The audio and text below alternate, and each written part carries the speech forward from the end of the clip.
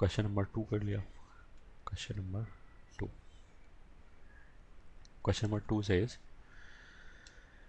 say 1 2 3 plus 2 3 5 plus 3 4 7 plus and so on.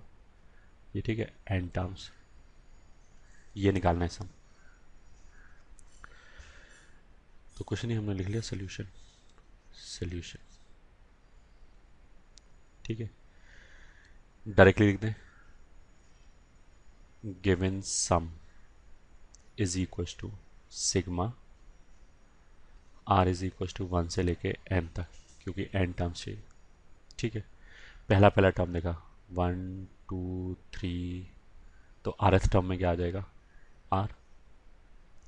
चाहे ऐसे बोल देगा ए पी है जिसका कॉमन डिफरेंस 1 है, तो 1 इंटू आर आ गया, और फिर आर इज इक्वल टू 1 रखने पे पहला टर्म आना चाहिए।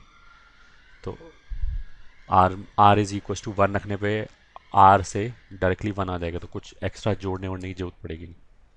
फिर ऐसे 2 3 4, ये जो सेकंड सेकंड नंबर है ये पहले वाले से हमेशा ज़्यादा है, एक ज़्यादा है, तो आर प्लस 1 लिख सकते हैं, चाहे ए पी की तरफ से देख लें।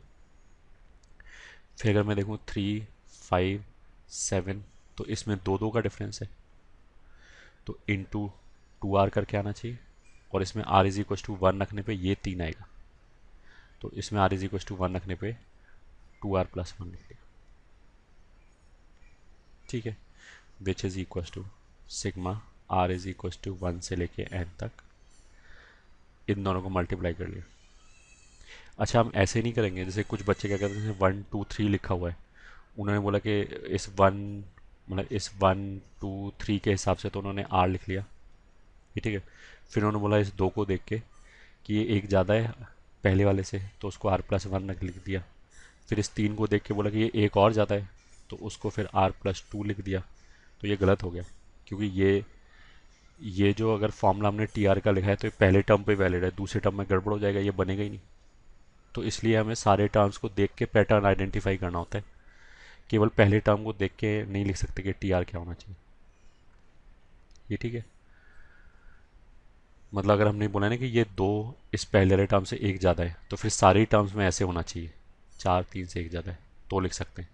या फिर हम बोलेंगे 3 इस 2 से एक ज़्यादा है, तो वो यहाँ तो ठीक है, बट यहाँ तो फिर वो 2 ज़्यादा हो गया, यहाँ फिर वो 3 ज़्यादा हो गया, तो वो चीज़ चलेगी नहीं। तो इसलिए सारे टर्म्स में पैटर्न देख के लिखना पड़ेगा। ठीक है, ये आ गया, इसके आगे तो प्रोसीजर है। मल्टीप्लाई कर दिया तो आ जाएगा 2r² plus 3r plus 1, which is equal to sigma r is equal to 1 से लेके एन तक आ जाएगा 2r³ plus 3r² plus r। अब इन्हें सेपरेट करके बार बार दिखाने की तो ज़रूरत नहीं है, अब तो तुम सिंपली फॉर्मूला लगाओ। ये 2 बाहर छोड़ दिया, r³ पे सिग्मा लगा दिया, तो वो कितना हो जाएगा n प्लस 1/2 का होल स्क्वायर। फिर ये 3r² आ गया, तो प्लस 3 को तो बाहर छोड़ दिया, r² के ऊपर n plus 1 2n plus 1 divided by 6, ये फॉर्मूला होगा। लास्ट वाला टर्म सिंपली r बचा, उस पर फॉर्मूला लगाया n इंटू n प्लस 1/2। ये ठीक है, बाकी कॉमन वॉमन लेके पूरे में से वैसे n into n plus 1/2 common आ जाएगा, तो उसको कॉमन लेके फर्दर सिंप्लीफाई कर सकते हो, तो वो अपने आप कर लेना, हमारे लिए तो यही आंसर हो गया। ठीक है, this is question number 2। Now let's move to question number 3।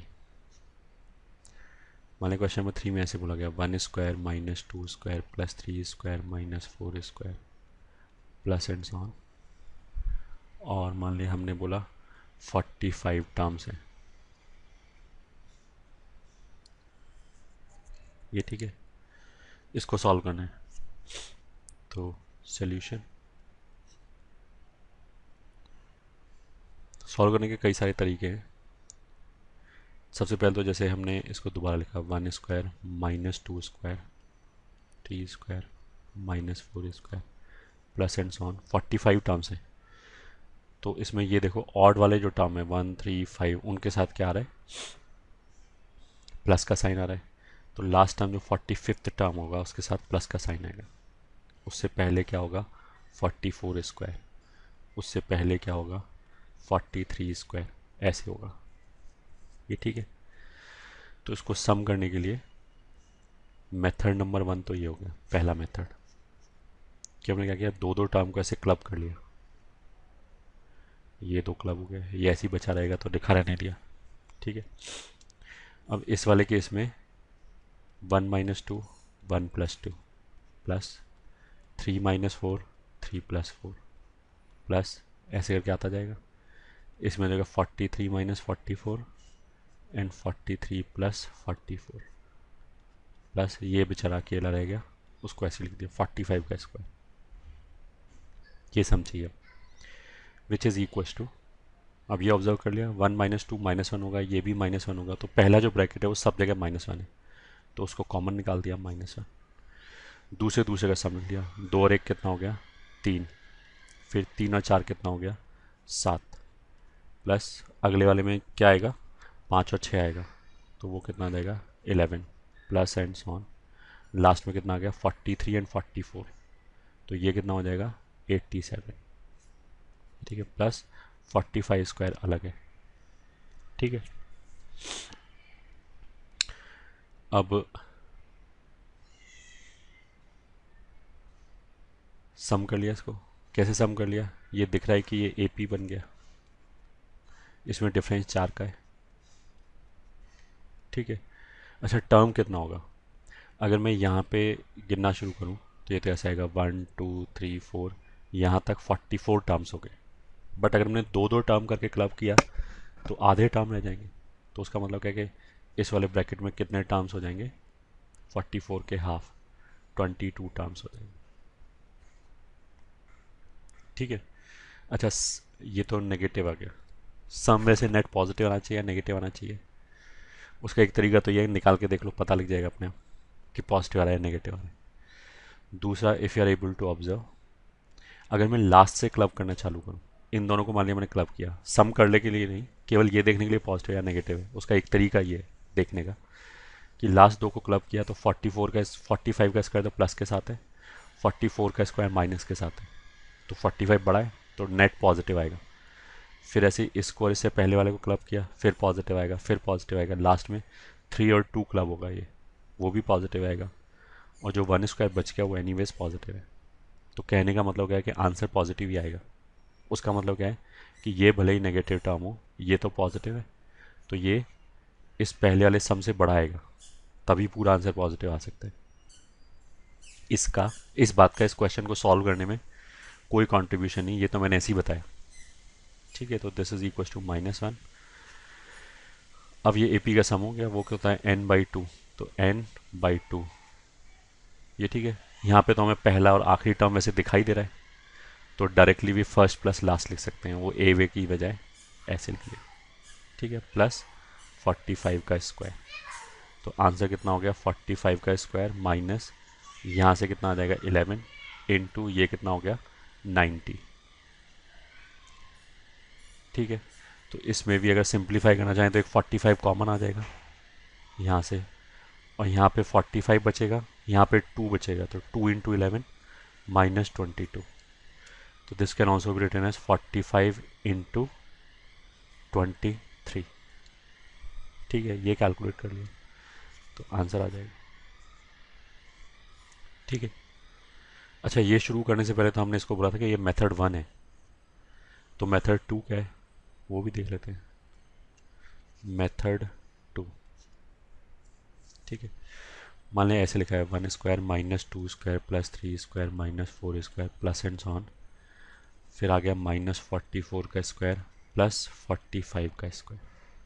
ठीक है, तो ऐसा क्वेश्चन हम ऑलरेडी वैसे कर चुके हैं। अगर मेरे को कहीं ऐसे दिखाई दे a - b, तो मैं ऐसे कर सकता हूँ a + b लिख दिया, मतलब जो माइनस वाला टर्म है वो प्लस के साथ लिख लिया और 2 बार घटा दिया, -2 भी अलग कर दिया। उसका मतलब क्या है कि ये 1 स्क्वायर 3 स्क्वायर 5 स्क्वायर ये तो ऑलरेडी प्लस के साथ है, 2 स्क्वायर 4 स्क्वायर 6 स्क्वायर ये नेगेटिव के साथ है, तो हमने क्या किया, इनको भी पहले पॉजिटिव के साथ लिख दिया।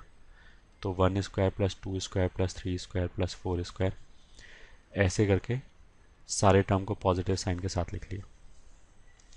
उसके बाद जो नेगेटिव वाले टर्म थे वो 2 बार घटा दिए।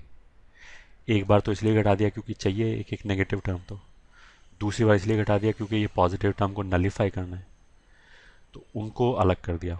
2 times 2 square plus 4 square plus 6 square plus and so on, कहाँ तक जाएगा ये, 44 का स्क्वायर। ठीक है, तो समझ में आ गया होगा आई होप कि जो नेगेटिव वाले टर्म है उसको एक बार तो जोड़ दिया यहाँ पे और 2 बार घटा दिया। वो जो 2 बार घटा दिया वो इन सारे टर्म्स को 2 बार घटाए, तो उसमें से 2 कॉमन ले लिया, बचा हुआ ये आ गया। ठीक है, ये बहुत सिंपल है। ये जो लिखा है ये तो सिग्मा आर स्क्वायर वाला फॉर्मूला लग जाएगा, जिसमें एन का वैल्यू 45 है। तो वो फॉर्मूला होता क्या है, N 45 into N plus 1 46 into इन दोनों का समेशन, हो जाएगा 91 डिवाइडेड बाई 6। ये ठीक है, माइनस 2 इंटू, ये जो दूसरा ब्रैकेट है इसमें से 2 स्क्वायर बाहर निकाल दिया, 2 स्क्वायर बाहर निकाल दिया, तो अंदर क्या बचा, 1 square plus 2 square plus 3 square plus and so on, last में 22 का स्क्वायर, ये बचा। अब ऐसा लिखने से क्या होगा इस पर, फिर ये 1 स्क्वायर से शुरू हो रहा है और 22 स्क्वायर तक जा रहा है, तो वापस इसमें सिग्मा आर स्क्वायर का फॉर्मूला लग जाएगा। तो now this will be 45 into 46 into 91 divided by 6 minus ये 4 इंटू 2 कितना हो गया 8 इंटू इस पे फिर वही फॉर्मूला एन, यहाँ पे एन का वैल्यू 22 हो गया, तो एन इंटू एन प्लस 1 एक ज़्यादा, फिर इन दोनों का सम हो जाएगा 45 डिवाइडेड बाई 6।